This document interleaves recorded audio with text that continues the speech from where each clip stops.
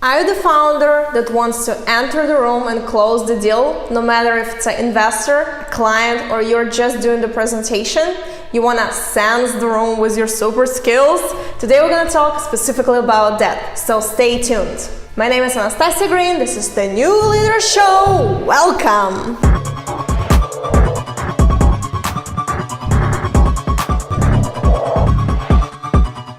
This channel is all about how to present yourself, do it effectively, close the deals, grow the sales with the power of your personal corporate brand and communication. If you're interested in those things, click the subscribe button below. Have you ever been on an inspirational talk where you sit in the couch and you're like, oh my god, I feel it, I just want to get up and run and do it right now? That's the feeling you want to get from your clients and your investors. How you do that? Emotional intelligence. Emotional intelligence, it's kind of a superpower that allows you to understand emotions of yourself and people in the room, people that you're talking to. How to build your emotional intelligence and how to become a professional in it, we're gonna talk right now. I have kind of bad news for you. To become a professional in emotional intelligence, you need to become emotionally intelligent yourself, which means you need to understand your emotions on a very, very high level. You need to understand what emotion you're feeling right now, how are you feeling it, and how does this affect you. I would like to offer you 3 pretty cool ways how can you become more emotionally intelligent about your own emotions in very simple steps. Number 1 would be diary. A lot of people talk and say that taking and keeping a diary is extremely useful for your mental health, for your productivity, for your self-awareness and your personal growth. How that can help you with your emotional intelligence. When you're writing down how did your day go, how did you feel, you're becoming more aware because now you're the teller of the story and you can actually understand better how did you feel in particular situations. Number 2 is one of the best one is meditation. I would highly suggest you, if you're not meditating yet and you're a business person, to start meditating today and right now.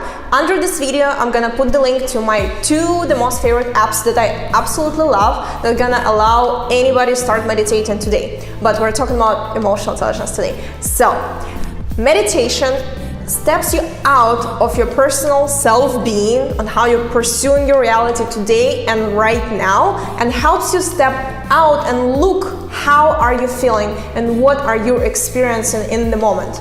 So even by doing 5-10 minutes meditation a day, you can increase your emotional intelligence tremendously. Tell me under this video in comments if you're already meditating or you want to start meditating or you think it's just a kumbaya. Number 3 is challenge. I personally absolutely love challenges. Those are simple, short in time periods that allow you to implement new habits in your life. So for example, if you want to become more emotionally intelligent, you can create for yourself a challenge of, for example, 7 days of emotional intelligence, when you will be asking yourself, let's say every 3 hours, how am I feeling right now? Why am I feeling this way and how does this affect me?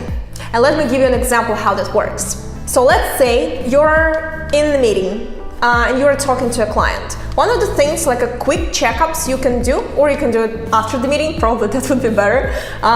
You can ask yourself, how am I feeling right now? And your answer could be, for example, I'm exhausted. Emotion behind that is tired, exhausted, sometimes it's irritated.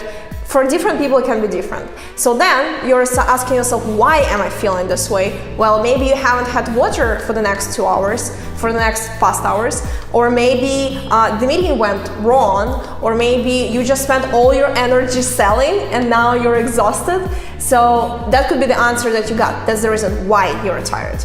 And now, how does this affect you? So the fact that I'm tired or irritated right now makes my communication, makes my presence negative or weak, or just, let's say, I'm not putting my best out of there. That's your perfect piece of emotional intelligence. Here you go, you got it. You know how you feel, you know why you feel this way, and you know how does this affect your life right now.